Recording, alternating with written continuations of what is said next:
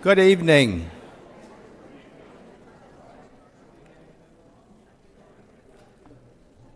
I am Ed Ezrine, Chair of the Israel Advocacy Committee of the Jewish Federation of Collier County. We are so pleased to see all of you here for tonight's program. On February 23rd, 2008, my wife and I were privileged to hear Dr. Zuhdi Jasser at the former Edison College, where he was part of a panel addressing radical Islam's threat to the West. At that time, an imam from Fort Myers, Mohammed El-Darsini of the Islamic Center for Peace, challenged him for being outside the mainstream Muslim community.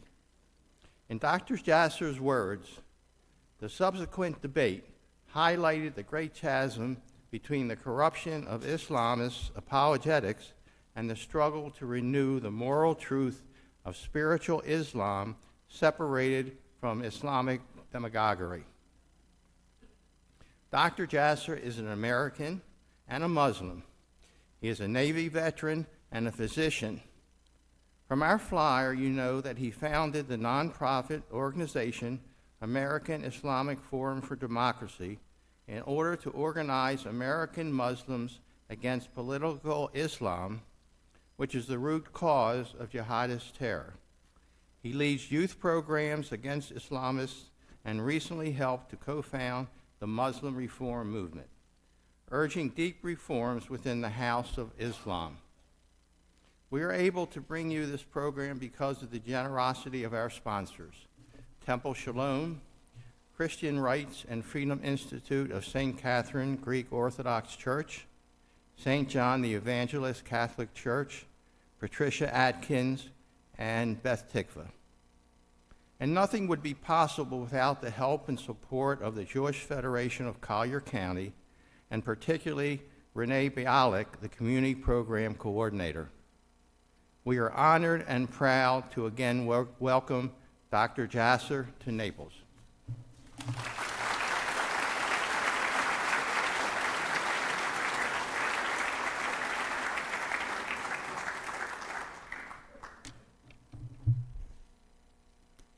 Thank you, Ed. It's an honor to be here, and boy, I didn't realize it's been so many years since that Edison College debate.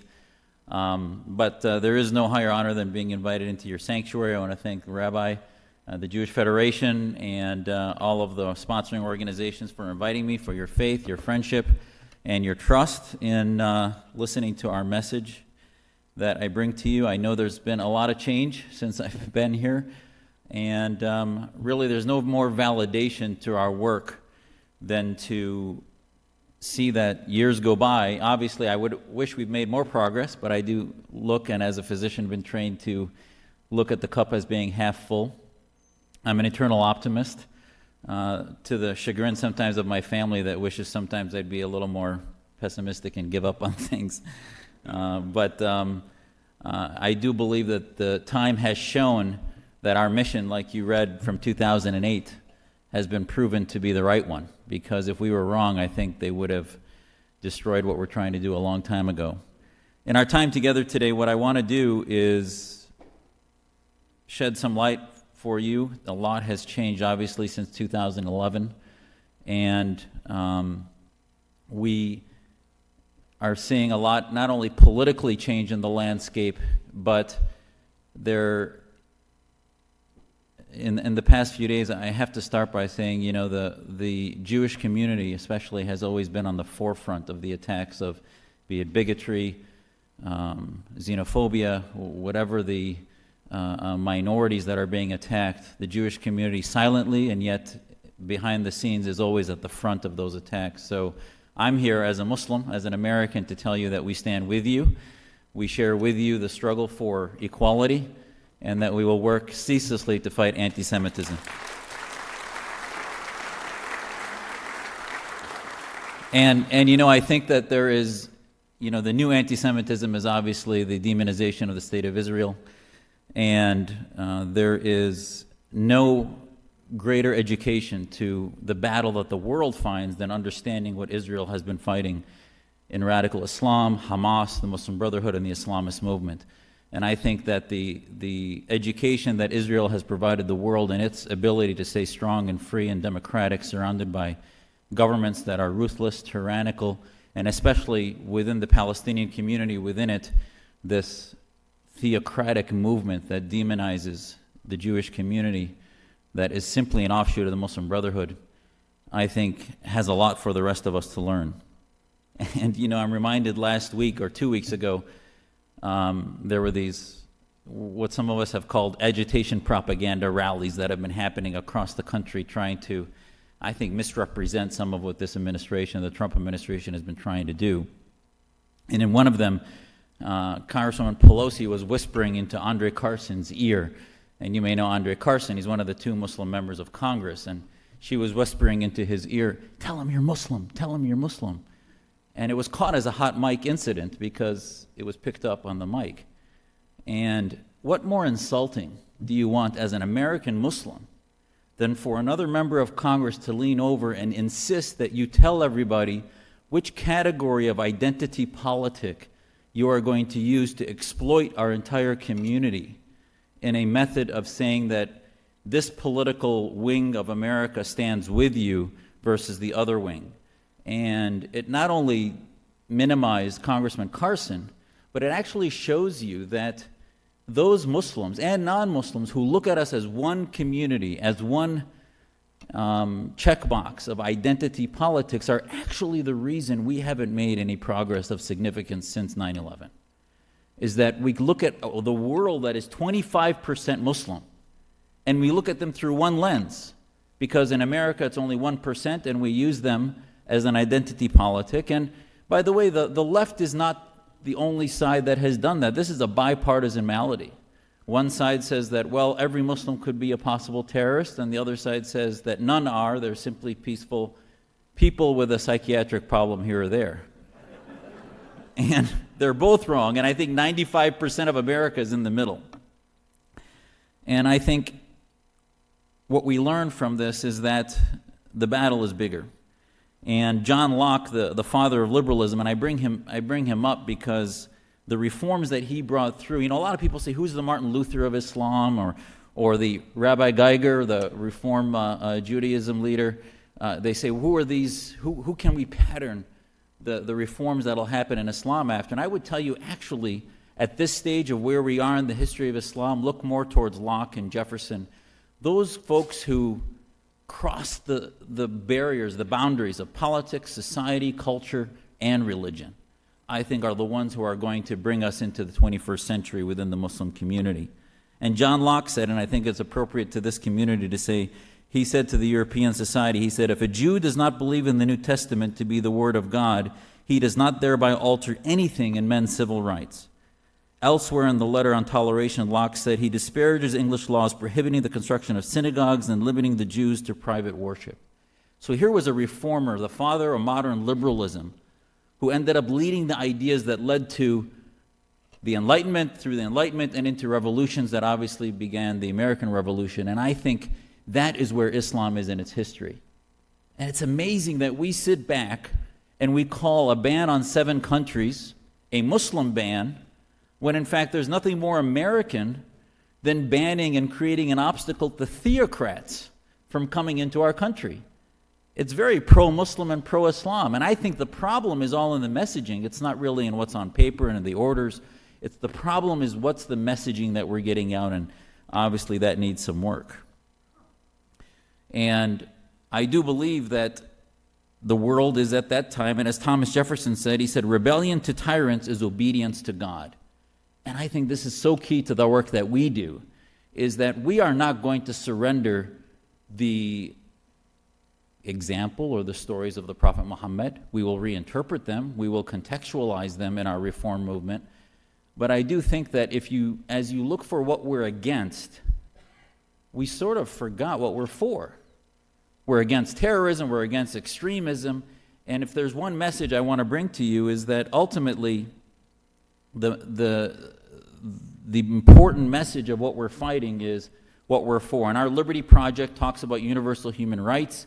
It talks about taking the bandwidth. Right now, if you look at most Muslim organizations, they are focused on obsessing. If you go to their website, be it the Muslim Public Affairs Council, the Council on American Islamic Relations, the Islamic Society of North America, most of their bandwidth and their resources are spent on saying, we not only condemn terrorism, but we're fighting anti-Muslim bigotry, we're fighting against the xenophobia in America, and they basically balkanize the mindset, the consciousness of our youth. And that is not reform.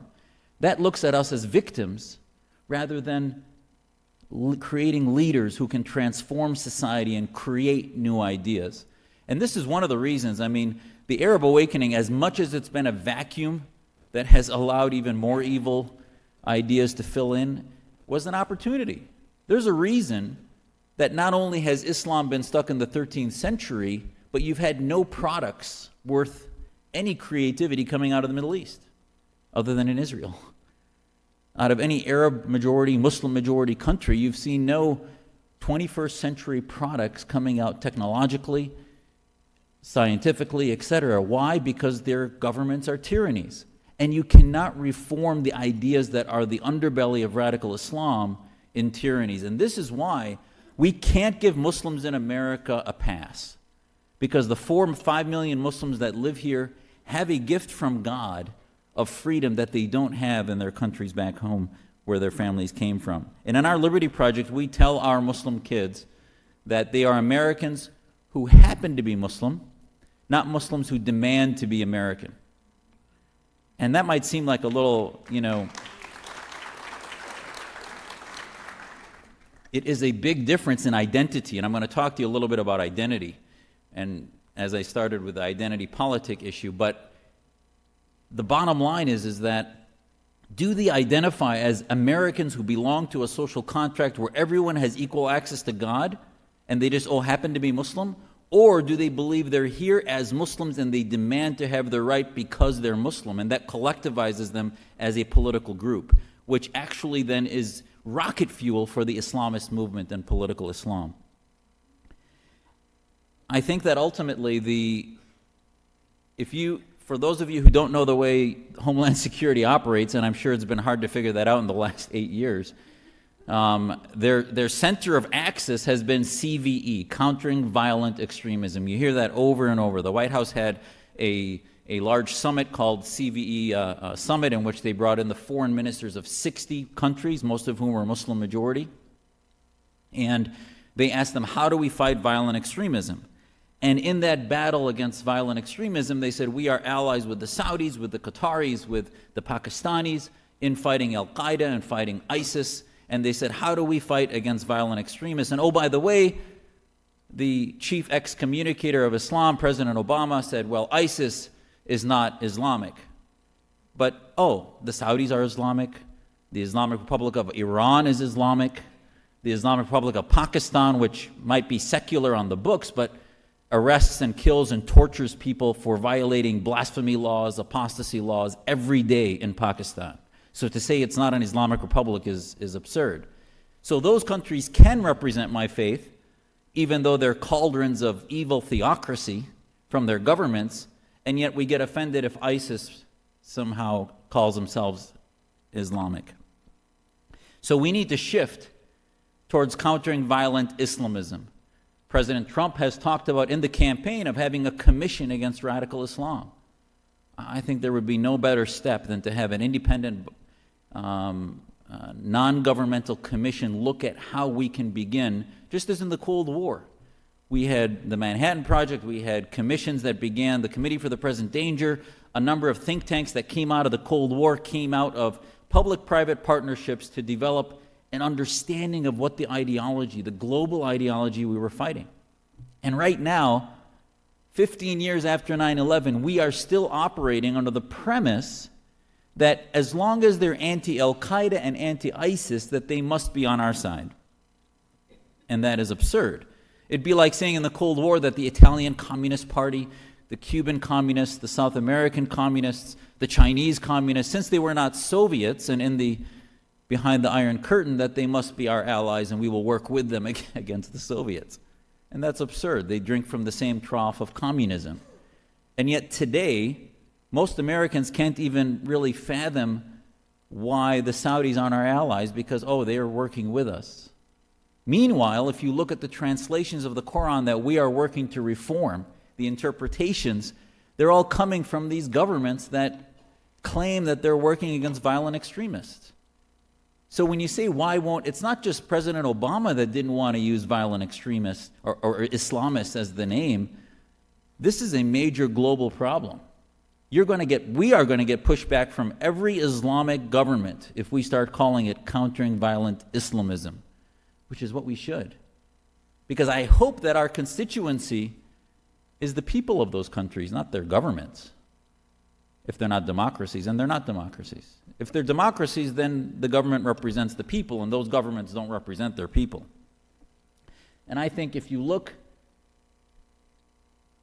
at the revolutions that went across the Middle East, started in Egypt with millions that went to Tahrir Square, went to Syria, that we thought, and I wish my grandfather and father were alive to see what was happening across the Middle East. It was cataclysmic as far as its change, and tectonic shifts had finally accelerated. The revolution in Syria didn't start in 2011. Our families will tell you it started the moment the Ba'ath took over in 1963.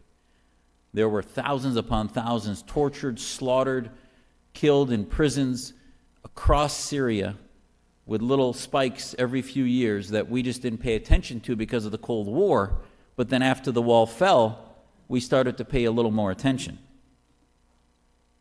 And why have these revolutions failed? Well, they've sort of devolved into this Hobbesian perpetual war of every man against every man. Because the only ally for civil society, free-thinking organizations on the ground, the West, has been asleep. We've been missing in action in fueling these changes. And it's not that we are trying to westernize their societies. This is not westernization. These are people seeking universal human rights.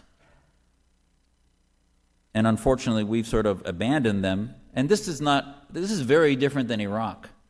You don't need our troops going into there. They had an indigenous, organic civil war that was happening, which, as much as it has been the worst hell they could have ever imagined in the last hundreds of years, they will tell you for the first time, my family in Aleppo feels that as much as they're on the edge of death, they're also alive for the first time in 60 years.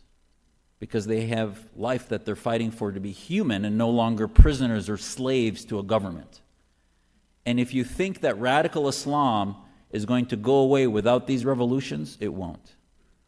Because the old bargain that we've had is that the dictators fuel radical Islam, legitimize their military dictatorship, and that's the cycle that's been happening since the 20th century and since many of these nations were created.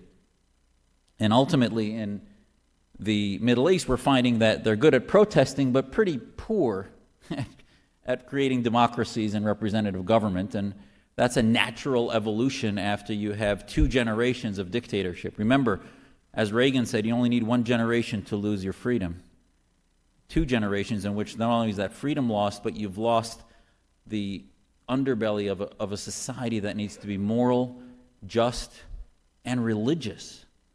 De Tocqueville, as you all know, mentions in Democracy in America that one of the reasons America did not need military dictatorship is the faithful following of its society, is that they trusted in God, they feared God, and they didn't need a government to enforce its morality.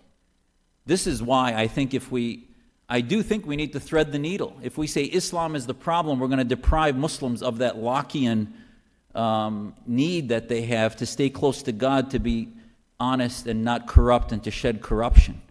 But if we fear using the term Islamism and theocracy, we also avoid the solutions for their future.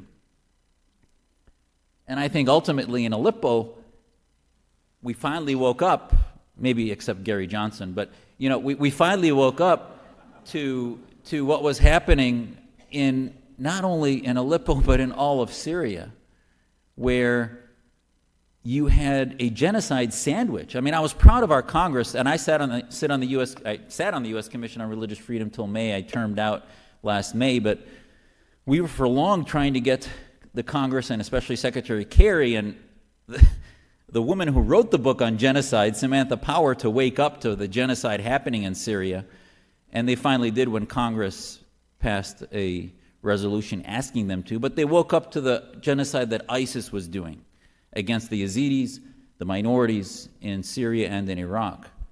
But really nothing's been said about the genocide against the Sunnis, which is the other side of that genocide in Syria, that now almost 500,000 have been killed, 10 million displaced, and we know the other fallout from that.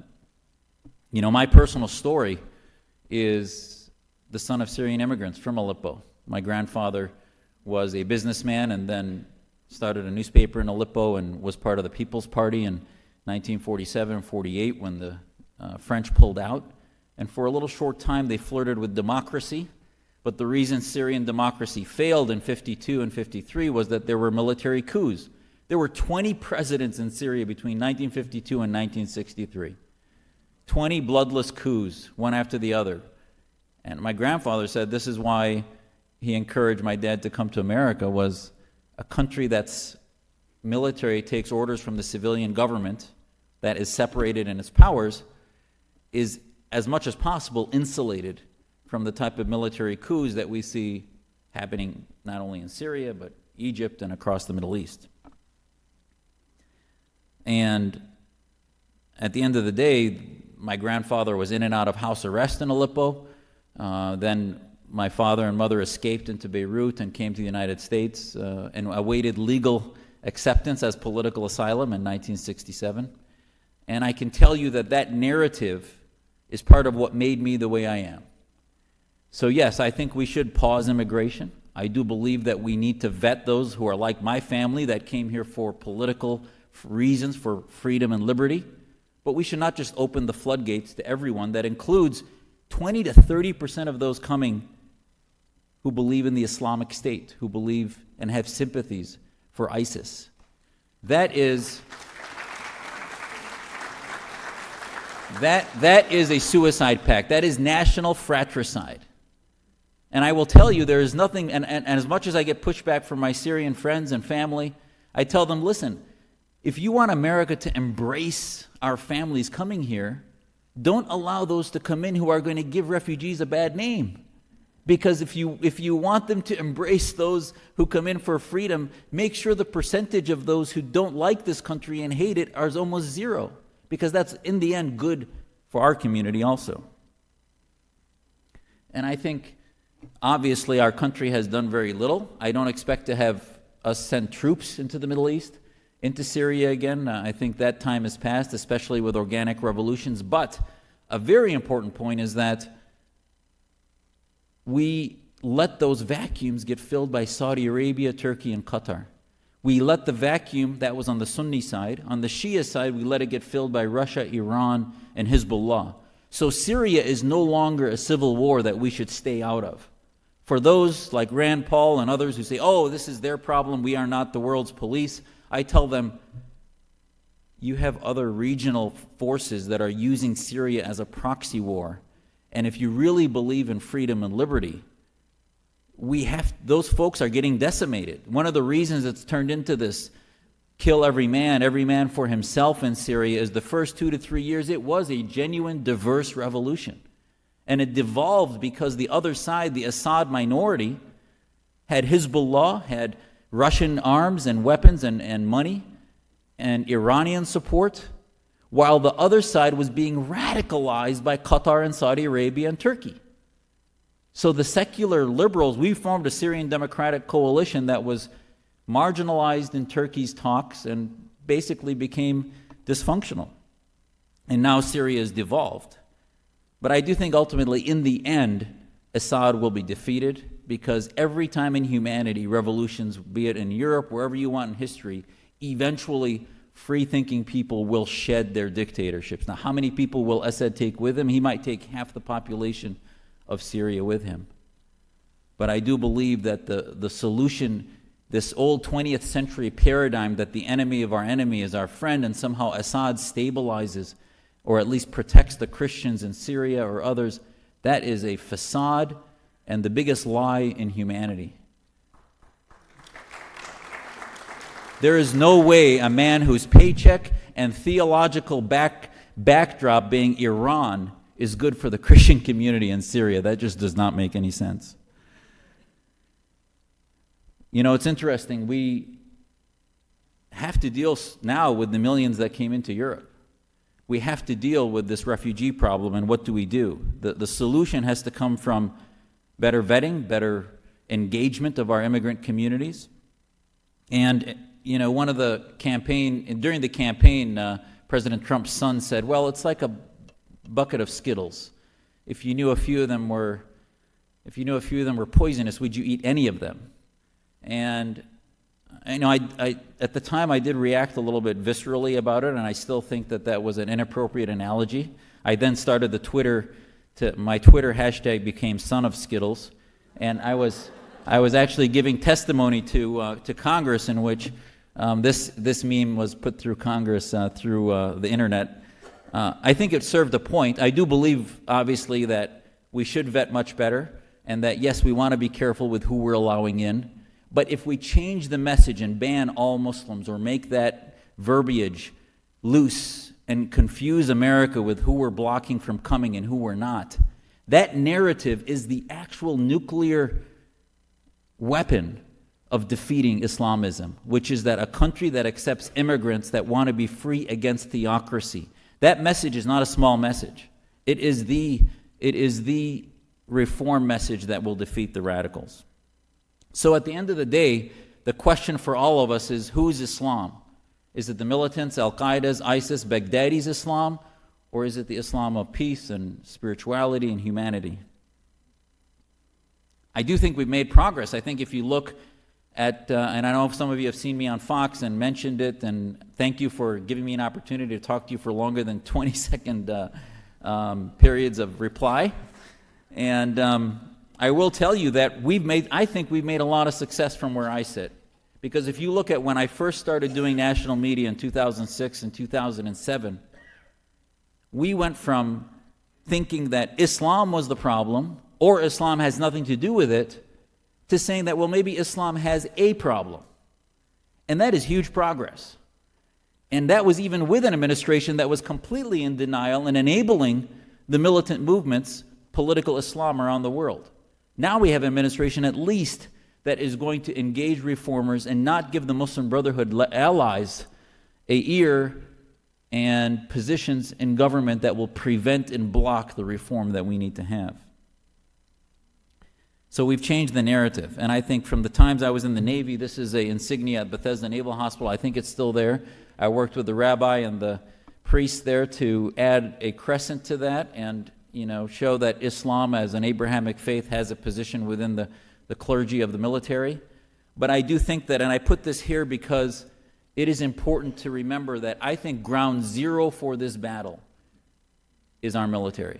Why do I say that? It's not that we're going to defeat radical Islam by military, but Muslims that serve in our military, that decide that they will die for nothing else but America, have within their consciousness and their soul that sense that if we can package that, is the way to defeat ISIS. Because countering the ideas of militant Islamism just doesn't work. You can't just say, oh, that's bad. It's like telling kids not to use drugs. Stop using the drugs. It just doesn't work. But if you put in their place, in their heart, something that's educational, value-based, sports, whatever it might be, to replace that sense of loss that pulls them to that drug, the drug and intoxicant is theocratic or political Islam. And at our website, and in my book, I talk about this battle for the soul of Islam. And if you go to our homepage, you'll find right at the top this quote from the Quran. It says, "Believers, conduct yourselves with justice and bear true witness before God, even if it is against yourselves, your parents or your kin, even if it be against your kin and your family." So, at the end of the day, we can, through the faith, wake up Muslims to the fact that this is their responsibility to defeat the theocrats. And we can talk, if you want, in the Q&A about some of the passages and how it's intentionally misinterpreted. How do we contextualize these things? There are ways to stay true to the original scripture while modernizing it into an American mentality, a Western modern mentality. I'm going to talk about that at the end when I talk about our Muslim reform movement. And I think that just like Muslims will often adapt scientific innovation, we adopt innovation, be it medical, computer, any types of science, and yet when it comes to humanities, you find that there's no innovation going on in the Middle East. Maybe some Arabic music or Khaliji music, but poetry, philosophy, political science innovation is considered by the Wahhabis to be bid'ah, which is an invention that is prohibited. So no, God forbid you invent a new government, a new type of government that makes Sharia personal and uses reason and a Jeffersonian approach to freedom and liberty, just like the West marginalized canonic law in government. I think Muslims and Islam can marginalize Sharia law in their government. And it starts not with the clerics. I know many people say, Zuhdi, well, you're not a cleric, and this is what the Islamists say against me, is that I'm not qualified to do this. I don't think the starting point is with the imams. I think the starting point is with intellectual lay leaders, like Locke and Jefferson and others, who say, you know what, we don't want the religious leadership, the establishment of the church, establishing religion through government. And that can happen. There have been a lot of signs in the Muslim world that there's a lot of fertile growth for that to happen. And I think ultimately there's a battle of ideas happening. These are two diametrically opposed books that discuss this battle. On the one side is Elijah Izbegovich's book about Islam between East and West, and he talks in there about how he never felt more Muslim than when he was in prison in solitary confinement under Tito in Yugoslavia. So he said, you know what he learned? That what makes him human is writing poetry, music, philosophy, that ultimately this human rights was guaranteed and protected by government. But his religious relationship could never be taken away. Actually, the more rights he had taken away, the closer he got to God, because that's all he had left. So therefore, he realized that you don't need government for Islamic law. For God, you need government to protect your individual rights against the collective, against the tribe. And this was, that book I read when I was 14 and had a huge impact on me. It's translated from when he was in prison. The other book is Sayyid Qutb's Bizul al-Quran in Arabic. In the English, it's In the Shade of Quran. It has 30 different volumes. He's the founding father of Al-Qaeda, the Muslim Brotherhood, actually. And you'll find, as you read this as a Muslim, it is inspirational. You open it, it brings in the hadith of Muhammad and the scripture, and slowly within it has this insidious supremacism to it. We are doing nothing to counter Sayyid Qutb's writings right now. Very little. There are some scholars here or there that are doing it, but as I said, I don't think this is going to come from the imams. The groundswell of movements in the Arab awakening were the way to marginalize the Sayyid Qutbs of the world. What better answer do you want to the success of defeating Sayyid Qutb than only 1.5 years after the Brotherhood won an election in Egypt, you had a revolution that was 5 times the size of the one against Mubarak. Now, I think they were in error to oust the Brotherhood through another coup. I think that delegitimized the revolution and now has put the deep state back in, and the real deep state, now we're throwing around deep state like it's meaningless, when in fact in Egypt the deep state is an autonomous military tyranny that can basically at its own whim exert power over the people. And I think, you know, the new ideas coming out, this book from Abdurrahman Wahid in Indonesia was called The Illusion of the Islamic State, and it opens with an opening quote in the front book that says, this is 600 pages about why the Islamic State doesn't need to exist and it's not a legitimate idea, written by a former president of Indonesia. And he says in there, you should have a state of Islam in your heart, but you don't need the Islamic State. So here you have thought leaders writing books like this, and we're scratching our heads and working with the Saudis about how did ISIS come out of thin air. When you realize there are a lot of scholars that will tell you it's not only ISIS, but every one of these Islamic theocratic states are cauldrons of these ideas, and there are scholars that are writing books to the opposite. So we need to counter the ideas of violent Islamism and need to replace our current status, if you will, and our strategies in fighting them. I want to take you through a few maps because I think that one of the things that will sort of wake you up as to what's happening in the Middle East is to understand how we got here. So this map is simply, the light green is Sunni Muslim majorities, the dark green is Shia Muslim majorities. So this is the portion of the world in which you have Muslim majorities. And the Sunni-Shia sectarian divide that has existed and has been a battle since the time of the Prophet Muhammad's death. The Sunni-Shia schism has happened. And I'll tell you, the only way to defeat that is liberalism, is liberty, in which it doesn't matter. I mean, in America, I go to mosques where I can't even tell who's Sunni and who's Shia. But that's because it's America. But yet some towns, you have divisions of some Shia mosques and Sunni mosques. Some of it's practical because we might pray a little differently. But at the end of the day, you'll find the Syrian conflict started as a revolution for liberty and freedom against Assad, with Sunni, Shia, Alawite, Druze all fighting together.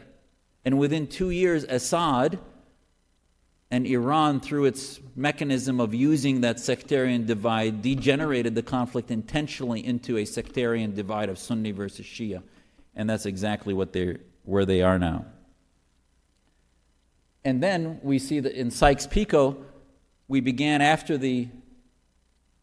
if I can take you back to the beginning of the 20th century, these borders were then created as the colonial era began to come to an end. And as the colonial era came to an end, you then have these countries that had independence, be it Turkey created in 1923, Iraq of 30, Syria of 48, Egypt of 22, Libya. And I can tell you that in some ways this was brilliant. Why? Because the only solution to the global caliphate mentality of ISIS is nationalism, is patriotism. In order to have patriotism, when I sat on the commission, we went to Egypt twice. And once when we went there was when the Brotherhood was running Egypt. And I asked some of the leadership we met with, in addition to the Coptic community, how would you define Egyptianism? What does that mean to your society? Because the Brotherhood's definition of Egyptianism was being Muslim, having a Quranically based constitution. That leaves the Copts as second-class citizens, Coptic Christians. That leaves the Jews as the enemy. And yet, if you have a society in which being Egyptian is about being free and having a constitution based in reason, that would change it. So in many ways, these borders, while the Islamists will say were created by the West, you hear Erdogan say that he wants to do away with the Sykes-Picot era. In some speeches that we sort of missed in the past few years, he talks about the Ottoman resurgence, if you will. The battle for these national identities, the reason the Brotherhood won an election in the Middle East was because the secular pro-non-Islamist, the pro-liberty groups were divided into 50 to 60 different groups, so they weren't able to come together and coalesce. And how many of you know what happened in Tunisia on December 31st, 2014? So a few of you do. This is the story that should have been dominating American media for at least a few months. Because you had, without the deep state, without a military coup, you had Ennahda, which is the Muslim Brotherhood of Tunisia, lose an election to the secular coalition that finally got their act together and figured out how to defeat them in a democratic way. And Tunisia, as dysfunctional as some of it might be right now, is really the silver lining, if not the light at the end of the tunnel of what could happen across the Middle East. Now, it succeeded because its king was the most benevolent of the tyrants who decided to walk away and left at least the intellectual substrate there, versus Assad, who is destroying the whole country. I want to quote Condoleezza Rice from 2005, 6 years before 2011, and she said, "For 60 years, my country, the United States, has pursued stability at the expense of democracy in this region here in the Middle East." She said this from Cairo. "And we achieved neither.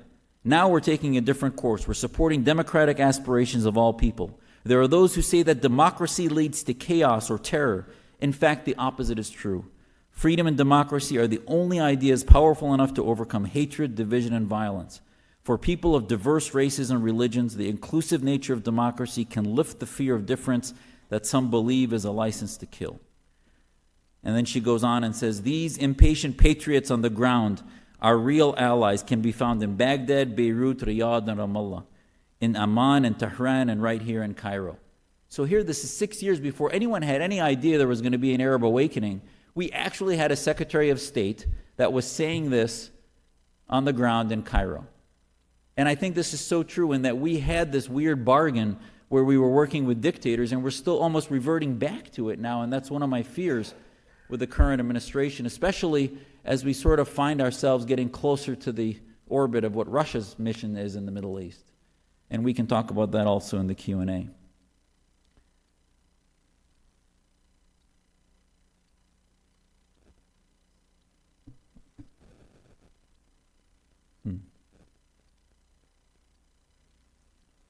Okay. Seem to have lost my slide here. 1 second here.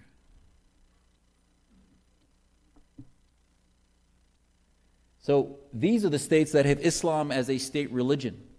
The green states are Islamic identity states, and then the brown states have no declaration, and then the blue ones are secular states, as you can see in Russia, the old Soviet states, Kazakhstan and others are non-Islamic states, but yet still have within them impunity issues, a lot of issues regarding blasphemy laws and other laws.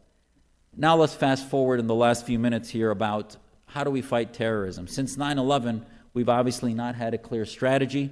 Just last year alone, from Nice, Chattanooga, all of the attacks to the Christmas attack with the vehicular terror in the Christmas market in Berlin, we saw one cell in Paris in November 2014 commit an act then, 15, commit another act in March 2015 in Belgium. The amazing thing about that is it tells you that you had a major manhunt through all of Europe, and these folks were able to hold out with their neighbors in a neighborhood in Molenbeek in Belgium. So that tells you that the problem is more than simply the radicalized few, but the peri-radicalized others that are around them and protect them.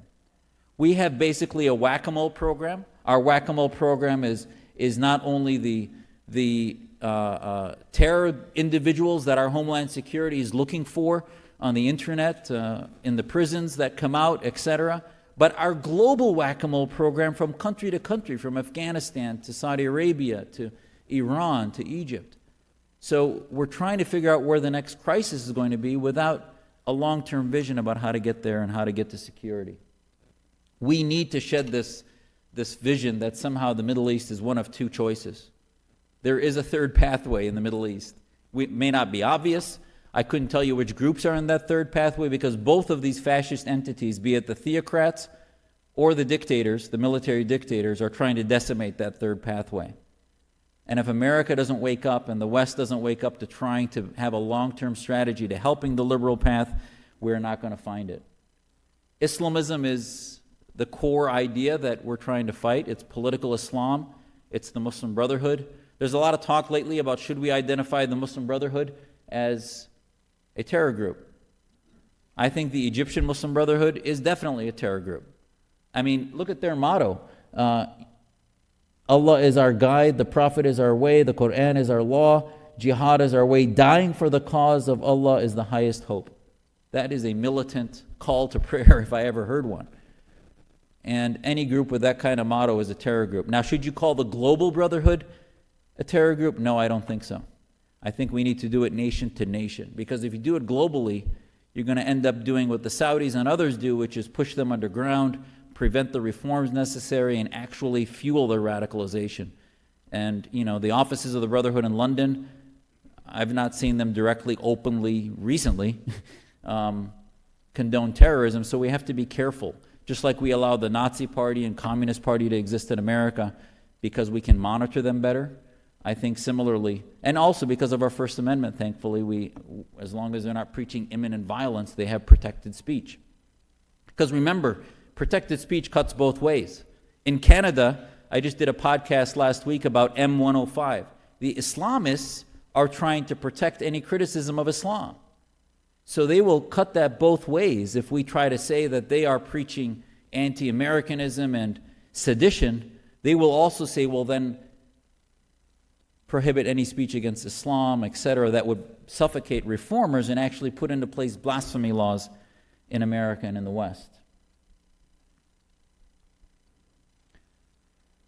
This is an article from just last week about John Locke and Islam. I think a lot of the scholars are beginning to look at what are the reform movements in Islam and how do we get there. This is the question I get asked the most is, well, Zuhdi, are you a mutation? Are you some type of, oncogene in the normal cancer of the faith of Islam? And I am not. I don't believe so. I love my faith. I focused in my practice on medical ethics because I believe that, the strive to take care of patients and give back to society is part of the Islam that I learned from my family. But the question is what percent of Muslims agree with me? And this is a complicated diagram, but I want to walk you through it just for a minute because it'll answer many of your questions. So if you look at the 1.6 billion Muslims as being inside this circle there, and on this side you have the theocratic Islamists who believe that government should have an Islamic identity and Islamic law. And on the other side are Muslims that believe in a secular identity, a nation state based in national identity. And there's a continuum, obviously, in between them. On the extremes are the fascists, the terrorists. Both sides have terrorists, just like Hamas on this side and Fatah on that side.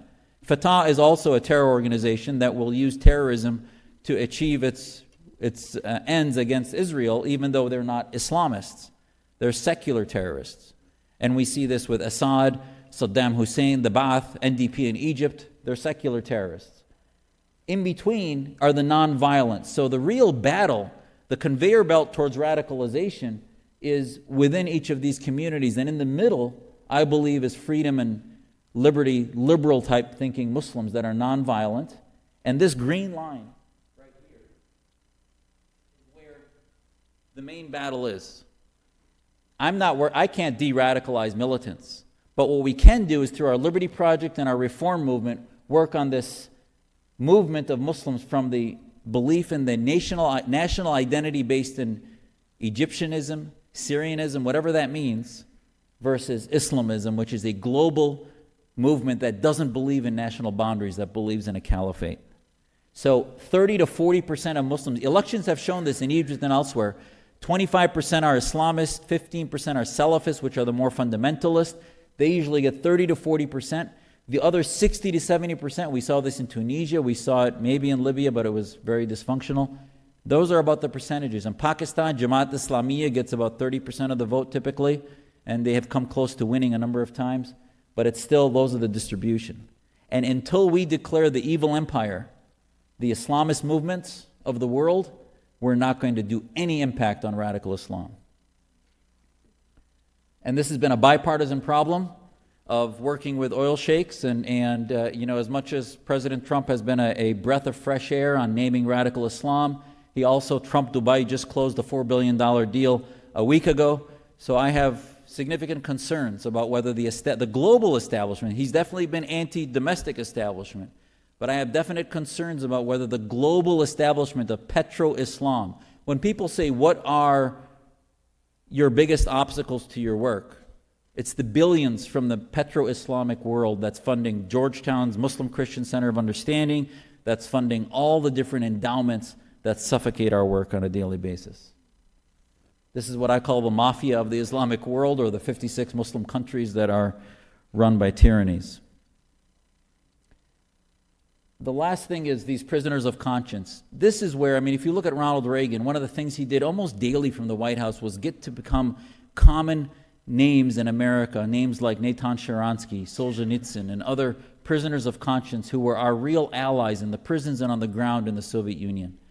In Saudi Arabia, in Egypt, there are prisoners of conscience. Raif Badawi, a Muslim who was put in jail for apostasy, for blasphemy because he criticized the king, was tortured and flogged in front of mosques in Saudi Arabia. And then Fatima Narut, who, what did she do? El-Sisi put her in prison. Well, his judges did. Why? Because she said the slaughter of a lamb on our biggest holiday, Eid al-Adha, was something she felt was cruel against animals, so she was put in jail. There are many prisoners, thousands like this. These are just two that I bring to your attention of individuals that represent why the moderate reformist voices are not heard in the Middle East. This is our Muslim reform movement. It rolled out last December. 15 different individuals. We wrote a declaration that was 2 pages that laid out in a simple form. Here it is. I have copies of it. You can get it online. 2 pages, simple principles of what we stand for, what we stand against. But the clarity, I think, is very important. It says we are against the caliphate. We're against the misogynistic interpretations in our faith. We're for the equality of men and women. We don't believe Muslims have a monopoly on heaven. We reject Islamic institutionalization of Sharia into institutions. We believe in secular governance. We believe in the rights of individuals to each interpret Islam in their own right, equally, and not just for the clerics to control that. These are all things that we think are a litmus test that can be used to gauge which groups you should work with versus which ones you shouldn't. We went and posted that on the mosques in Washington. This was right outside the mosque, and some of you may know Raheel Raza and her husband, and Ezra Nomani and others. And Ezra's going to be on Bill Maher's show actually this week. And so a lot of folks are beginning to pay attention. We did it in sort of the Martin Luther-esque kind of way. And we hope to do more of that. We've mailed this declaration to every mosque in the country, including those mosques here in Florida. We've gotten virtually no responses. We had some responses. There's a mosque in Phoenix that has posted it.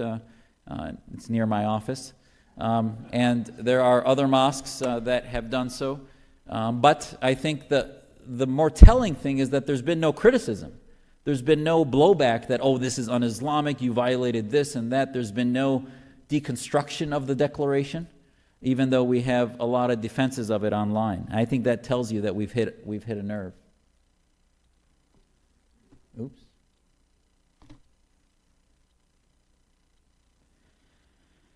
So I think ultimately the last thing is there's a study that I wanted to show you, but scientists have found that you need 10% of a population to believe or become committed to an idea for it to eventually take off and become the prevailing opinion.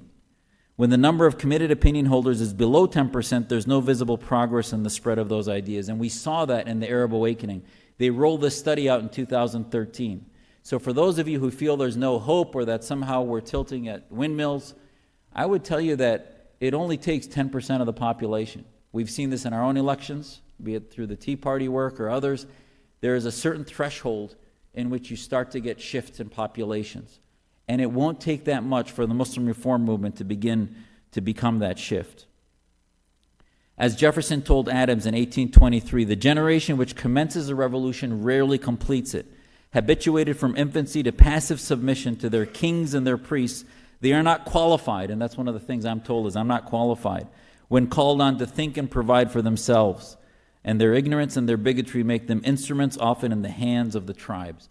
And I think this is what you're finding. If you want Muslims that can become leaders, that can start to create new ideas, new inventions of reform, it is going to be those of us that don't go with the tribe, don't go with the group, that begin to shake the establishment. And yes, in our elections, we were focused on the domestic establishment problem, which we do have in Washington. But I want you to wake up, if you can, please, to the global establishment. The people that are suppressing the moderate voices of Islam are the global establishment of Islam. From Saudi Arabia to the mosques across the world, they are suffocating the voices of moderate Muslims. Thank you.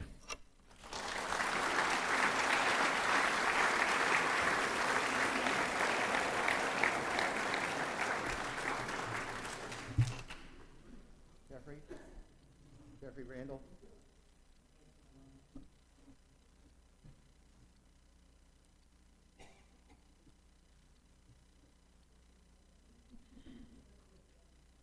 Jeffrey is going to be walking around, and if you have a question, please raise your hand. Short questions only, please.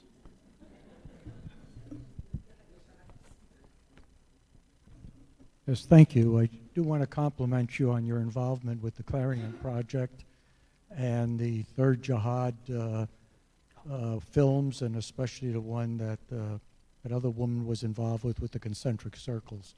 But the thing that bothers me, and I don't know how you come to grips with it, Islam is so driven by the sacred texts of the Quran and the Sirah and the Hadith that, first of all, if ijtihad, gates of ijtihad were shut in 1,000 or thereabouts, how do you get over that hump in trying to reform a religion like Islam?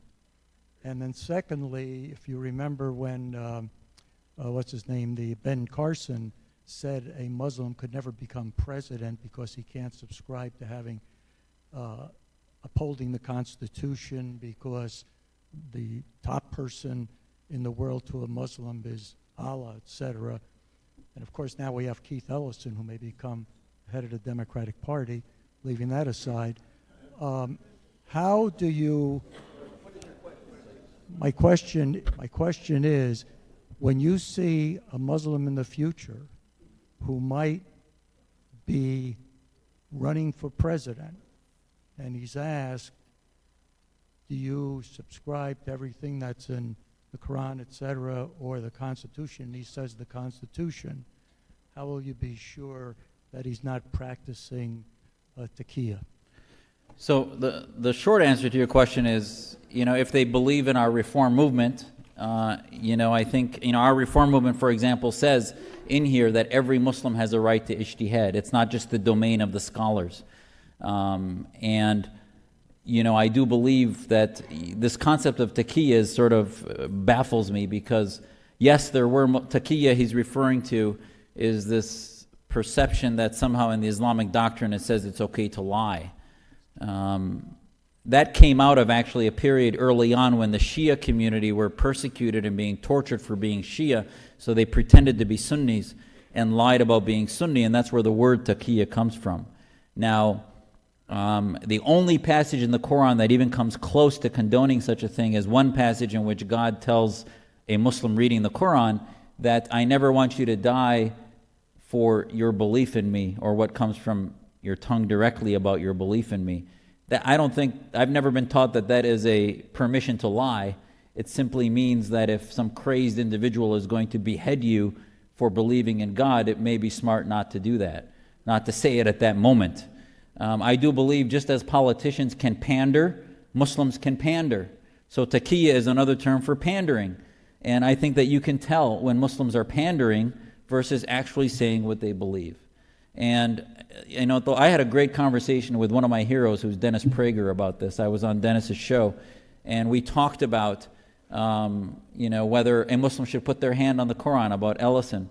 And I think by the end of that conversation, maybe I changed Dennis's mind or not. I said, you want somebody to put their hand on a book that they believe in, that you know that their oath is going to mean something to them. So it's not only about the historical importance of that book, but also of what that oath means to that person. But certainly the law, a Muslim should, and this goes to what they would die for. I guarantee you that a Muslim who would die for America would not want to. I would never die for the Quran or for my belief in God or for Islam. I think that's between God and each of his followers, not for me. But I would die for this country because my family's protection, my human rights, my civil rights are all protected by this country. That's what I think should be the litmus test, not whether you're Muslim or not. Thank you for being here. I especially like to watch you on Fox News when you're debating a kook and winning. My question is, do you think the Quran is compatible with the U.S. Constitution? Because I'm trying to get there and I just can't. So the compatibility of the Quran, if you're talking about Muslim interpretations of the Quran, probably most of them are not compatible. Now, the Quran, as I interpret it, as my grandfather taught me, and my father, Muhammad K. Jasser, has an interpretation of the Quran that you can buy that is an easy read. I believe that interpretation is compatible. But actually, the problem with loyalty to America doesn't come from the Quran only. It's a deeper issue. There's an organization called the Assembly of Muslim Jurists of America, which is hundreds of scholars that include imams in this country and in Saudi Arabia and in Iran and elsewhere, that basically tells them, don't give the Pledge of Allegiance, don't translate for the DOD or Homeland Security because these are enemy governments that are killing Muslims. And we have outed that in our organization. We've talked about it, as has Steve Emerson, Daniel Pipes, and a lot of folks doing the counter-jihad work. Those interpretations of Islam are definitely not only not compatible, but they should not be getting security clearances, shouldn't be allowed immigration or other things. I mean, these are issues we need to talk about. But to say that the Quran itself is not compatible, I mean, in my book, I talk about in the chapter on misinterpretations of the Quran, how a word like don't take friends, it says don't take Jews or Christians as friends in chapter 5, the chapter of the table. That interpretation, while it's the most common translation you'll find on the internet, the word friend is actually awliya in Arabic, and a wali is your legal representative in a religious court. It doesn't mean friend. Friend is a different word in Arabic. So there are ways to be true to the Arabic script. So how could the same God of Abraham tell me that I could marry a Christian or Jewish wife who would be the mother of my children, and that would be okay, and she doesn't need to convert, but yet you can't be friends? That's crazy. So either God is intentionally schizophrenic in what he's telling me, or one of those is being misinterpreted, and the one that's being misinterpreted is wali, means legal representative. So even if you're married to a Christian or Jew, if you have an issue in a Sharia court, there are Sharia courts in Israel and elsewhere, obviously you want a Muslim to be involved in that, not a non-Muslim, since they wouldn't know the Sharia law. But obviously I would not want Sharia law anywhere near government, because once it gets involved in criminal punishments and other things, it is not democratic, it's theocratic. Hi. I live about 25 minutes away from Dearborn, Michigan, one of the largest Arabic populations outside the Middle East. We have a number of friends that are Muslim, and I was wondering how you have been received in communities like Dearborn. Here you're very well received. I'm very happy to hear you speak. I'm wondering if you haven't gotten any, or if you haven't heard any significant response from the organization's principals. I'm wondering, have you been received as a speaker in a community like Dearborn, and how have you been received? That's a great question. I wish I could give you a positive answer that we've been welcomed to have this conversation with Muslims across the country. We were actually, in 2008, 2009, and 10, we visited about 15 different large Muslim communities. In Columbus, the one here in Florida, not only in Phoenix and Los Angeles and elsewhere.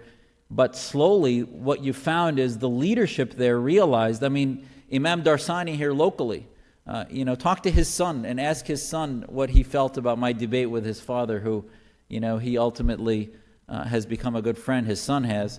And you'll find many of their community, the imams in Phoenix, will no longer engage me publicly. We've debated them multiple times. There's 11 different mosques we've engaged. And now they will no longer publicly engage us because they lose a significant number of their constituents and following when they realize that the emperor has no clothes when it comes to their interpretations and their exploitation of our community for their own political agenda.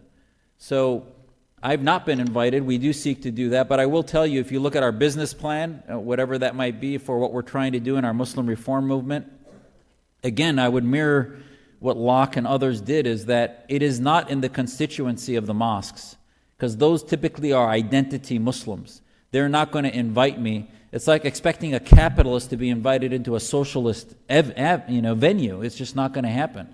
But what we need to do is help Muslims create platforms for Muslim identity outside the mosque, and be invited to ethnic communities. I think we're trying to tap into the Indian ethnic community, Iranian ethnic community, that have organizations that are secular ethnic communities that should be engaging us. The problem with that is they don't want to get into the religious issues. They want to stay away from it. That's why they formed their ethnic communities.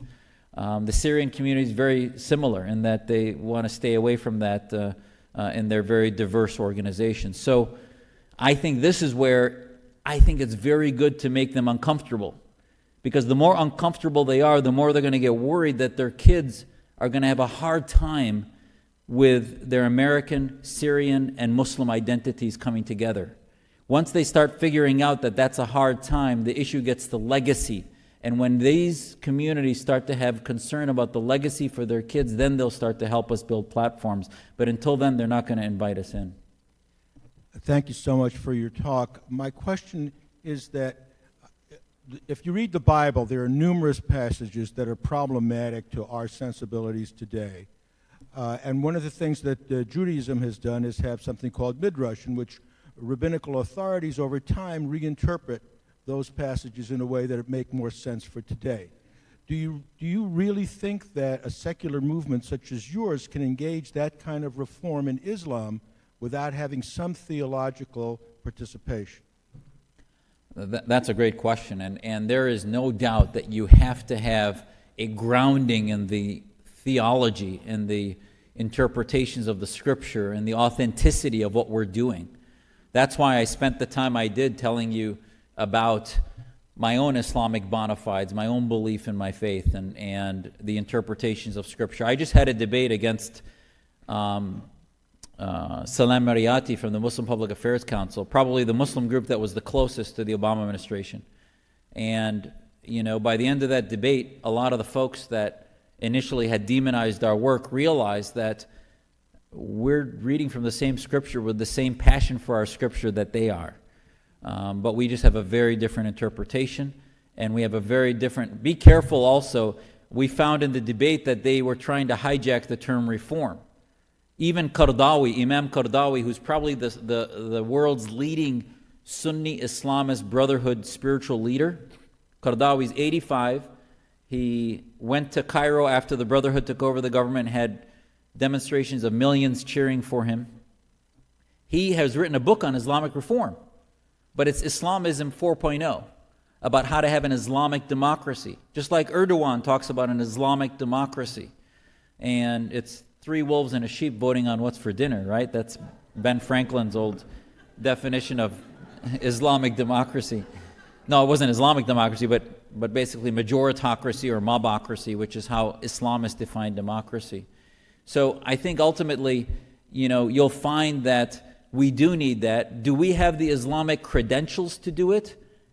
It's amazing to me that even Americans, where this society is based on meritocracy of ideas, not degrees, right? The problem is in the universities for most of the time. Most of these folks with degrees have the problems that are brainwashing our kids.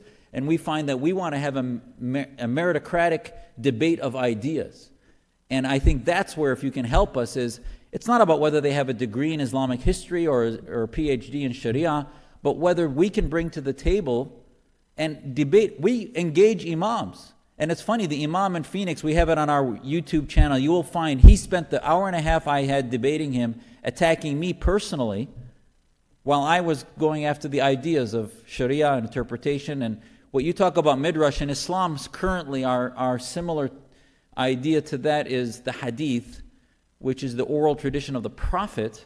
And then over time, the clerics and the ulama, or the scholars, developed modern interpretations as time went along. And as somebody said, or you did, it sort of stopped in 1300, and ijtihad, which means modern interpretation of Scripture in modern day, sort of stopped. The Ottomans put the nails in the coffin of that for 500 years, and now I brought you through the 20th century to show you that that's the only way to get to that. Ijtihad will only... If you're going to wait for scholars to do ijtihad, pack it up, we're wasting your time. If you want independent, grassroots, viral movements to do it, that's where the future is. Go on. What will it take to cause more Muslim leaders to speak out and speak up after there are terrorist events? You don't hear enough from the Muslim community condemning those events. What will it take? If I can push back a little to your question about what does it take, I think that standard that you just asked for is even too low. I mean, this era in which Muslims think that they are helping this country by releasing a press release on a fax machine that says we condemn the Orlando shooting, the Orlando massacre, that somehow that solves our problem that I went through. I mean, that is absurd to think that we can then, if they stood at the rooftops and condemned every act of ISIS, and they did that. The Orlando Statement, within 3 days, these Islamist groups put out a website called the Orlando Statement and condemned Baghdadi, condemned Omar Mateen, and the entire ISIS operation, saying they stand together with the gay community. Oh, by the way, forget all the homophobic and all the other things done in the name of Islam by many of these imams. They now supposedly stood with the gay community, which is absurd. And so then in their press release, they did speak out. But they're like the alcoholic that kills somebody driving, and then the next day stands, I'm going to work with Mothers Against Drunk Driving. And meanwhile, he continues to drink. You know, this is the problem, is that we aren't treating the disease, and we expect your parameter of reaching out to them is to say that they condemn the act rather than condemning the ideas, because violent homophobia in Orlando was preceded by nonviolent homophobia. Violent misogyny and honor killings is preceded by nonviolent misogyny. So when the president went to the mosque in Baltimore, a mosque that we had advertised as having a sermon that was homophobic screed, a mosque that has women in the back of the mosque, they can't even see the sermon. They have to stand and watch it on TV monitors at that Baltimore mosque. That's the mosque that President Obama went to say that he stands with the Muslim community. Trudeau did the same thing in Canada. And Trudeau, oh, by the way, sat from the mic and said, to the sisters upstairs, I hope you're doing well. That's what he said. And this is a leftist, liberal, supposedly feminist Prime Minister of Canada is basically feeding into the misogyny. So I think that's why you feel that Muslims haven't spoken up, is because they aren't speaking out into the issues that are actually radicalizing our community. And I think you need to, it's amazing, people say, we sent them our declaration, we got no responses. We mailed it, snail mail, email, we had interns calling, we're still trying to call. Some of them, you can hear their voicemails we posted where they said, please stop contacting us. And yet they will sign an Orlando statement. They signed a letter to Baghdadi that was signed by most of them, because they realize that there's this internecine battle within the Islamist movement of the militants versus the nonviolent ones, but they don't want to deal with us that are based in freedom and liberty. Zuhdi, here. Oh, there you are. Thank you for coming back here to South Florida. Thank you for all you do, and thank you for your vision and your optimism. My question is about the way forward. The United States for over 200 years has indirectly or directly led the world in freedoms and liberties and become a model in many ways. But on this particular issue, the Muslim population here is a minuscule percentage of the world's population. Can you, your organization, can the United States play a lead role in the global reformation? And if so, how do you connect with other reformers in Turkey and Saudi Arabia and Iran and elsewhere around the world? That is a great question. And I had a slide after this one that showed Google, Twitter, Facebook, just the icons of social media. And when people say, well, we don't want to take Western ideas and give it to the Muslims, well, they took those technologies and used it to transform their own societies, and those are Western technologies. So similarly, we can create, it saddens me that the head of Facebook has, Mark Zuckerberg has a little group, Wall Street Journal talked about, 15, 20 Muslims somewhere in Europe sitting around making sure there's no anti-Islamic or Islamophobic Facebook posts, while they're doing very little to help fuel these movements for liberty and freedom that they could be doing. Google Ideas is touching on the surface of it, but still is not doing any of that. The radicalization doesn't happen on the internet, but the internet, and yes, that is my belief, the radicalization starts at home, in their homes, in the mosques, in the communities. The internet is just sort of that final step. But the internet can be a way to connect us secularists so that it's not just us 15 leaders, but we are able to connect with other organizations, other individuals, ethnic groups, etc. on the ground. So strategically, I wrote a paper that I hope now gets to be used in this administration. It was called A Blueprint for Victory, and it was in National Review last year in December. And it lays out, and I hope it becomes, and actually Andy McCarthy just wrote a piece last week that sort of mirrors that, about how the Muslim reform movement can be used as a template, which is very American, right? America was created on the battle against theocracy. So why can't we in America have a strategy that we work with Muslim communities and anyone who's anti-theocratic and work with those who share our ideas on the ground? So it's not only about being against jihad, but those who are for freedom. And we begin to resurrect the U.S. Information Agency, just like we had Radio Free Europe. We begin to have maybe not Radio Free Islam, but Radio Free Freedom and Liberty in Saudi Arabia and elsewhere, and begin to shake up those countries. Yes, it's like treating cancer. The patient is going to get much sicker before they get better, and Syria is a good example. But I think in the long term, the patient, which includes a quarter of the world's population, is going to go to hospice unless we have a strategy, and my blueprint to victory talks about that. I've been told we have 2 more questions. Thank you very much, Dr. Jasser. And I would like to ask you, it must be a very hard thing right now growing up as a Muslim child in the United States of America. What is your master plan, if I may ask you, for the young generation? Well, you know, there is, that's a fascinating question. You know, I think that, you know, one of the things I say on television quite a bit. Oh, she asked, it must be very difficult to grow up Muslim in America today, and what is sort of the plan to help our youth into the future? You know, my kids don't say that very often because they know I've responded to them and said, would you rather be in Syria? Would you rather be in Lebanon, Saudi Arabia, Russia? Which country do you think is easier to grow up in? And there's such an exaggeration. And I mean, look at the Jewish community and the attacks against the Jewish community. You don't see Jewish rabbis sending out press releases every day about how hard it is to be Jewish in America and all this. You see simply coming together in interfaith work silently behind the scenes. And I think this is, if you want to melt bigotry against Muslims away, have Americans see us leading the fight against radical Islam and leading the fight for reform. I think that'll do so much more to fight bigotry. Because Americans will wake up to the fact that we are the most essential head of the spear in defeating radical Islam, that if you don't engage reform-minded Muslims, we will lose. But we can't do it by saying, oh, we demand that we be American.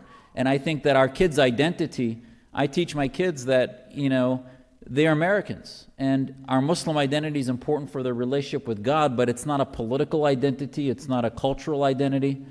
And but, you know, as much as I can do at home, Peter Drucker has an old quote that says, culture eats strategy for breakfast.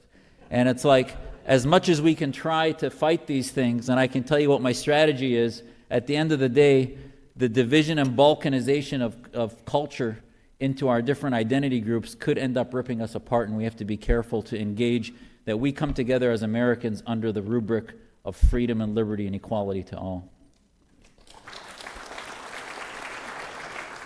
One more question? Yes, sir. Yes, good evening, Dr. Zuhdi. It's wonderful to be here. Thank you. And we're proud to be co-sponsoring this. I'm Father Philemon Petitsis, the priest of the St. Catherine Greek Orthodox Church and the Christian Rights and Freedom Institute. And I'd just like to say that it's true that our republic is based on that notion that all men are created equal. And that notion is really fundamentally based in that wonderful Judeo-Christian understanding that we are made in the image and likeness of God. Yet this concept is not found in the Quran. In fact, if you speak to various Islamic scholars, they'll be very quick to say that no one is like Allah. And therefore, this seems to be the root of the human rights divide that we have, that we see. It's true in the Islamic community, they do not accept the Universal Declaration on Human Rights that was put out by the UN. So please speak to this issue of how that human rights might be divided when this core issue of being created in the image and likeness of God seems to be absent from the Quran. Thank you. That's a great question, and I think you basically have touched to some of the theological divides that would exist. The whole existence of Islam as a faith is because our understanding, we would be Christians had there not been this, what we believe in Islam, no offense to Christian theology, but what we believe in Islam to be an evolution to the Trinity, and this belief in God being in the image of man, or man being in the image of God, I'm sorry. So, this belief, obviously, Islam went back to the Jewish roots of that, saying that it's a monotheistic tradition. All men are created in God's, from God, but not in His image. So, I don't know how the connection you jump to then to say that human rights then comes from men being in God's image. It just, I'm not Christian, so I can't fathom how that then gives the concept of human rights. What I can tell you is that since we don't have a clergy in Islam, since Imam means teacher, all God's creations, even the Prophet Muhammad, for example, you'll find scholars like Mustafa Akyol, who wrote a book and had a piece in the New York Times last year in which he said, this criticism of burning the picture of the Prophet Muhammad or writing cartoons, it's absurd. It's part of Islamo-nationalism, he said, because there should be no offense to criticizing a human being. Muhammad was a human being. But the reason the Islamists get offended is because Muhammad is the only prophet we don't share with the other religions. They don't get upset when Jesus or Abraham or Moses are vilified or cartooned, because Muhammad is the only prophet unique to Islam. But he said, if you're not an Islamist, it doesn't bother you as far as a Muslim, because you don't see your national identity through the eyes of a prophetic, theocratic mindset. So the way I see it might be similar to Judaism, and I can't speak for the Jewish tradition, but I think in our faith, since we don't have a clergy, every man and woman and child are created equal. There's no supremacy of one versus the other, and that since we have, and God has to us in the Quran, the passage that I think responds best to you, it said, if I wanted you to believe, I could have forced you to believe, but I didn't. So to us, Judgment Day is that ultimate equalizer. That ultimate equalizer is the belief that we will all be before God, and that we need to live in a laboratory of freedom, to drink, not drink, to lie, not lie, to be held accountable to God so that He can judge us. Because if you live in an autocracy, He can't judge what you're doing. It's no longer a laboratory of freedom in which you will be accountable for your sins. So I think in Islam it's a very different equal accountability to God, and there's no absolution of sins, there's no concept of original sin or baptism, and so it's a very different construct. I wouldn't just link the image of God to human rights. There's so many other aspects to that I think resonate in the Quran, that every individual is equal, that He doesn't force us to believe that we have to make those choices ourselves.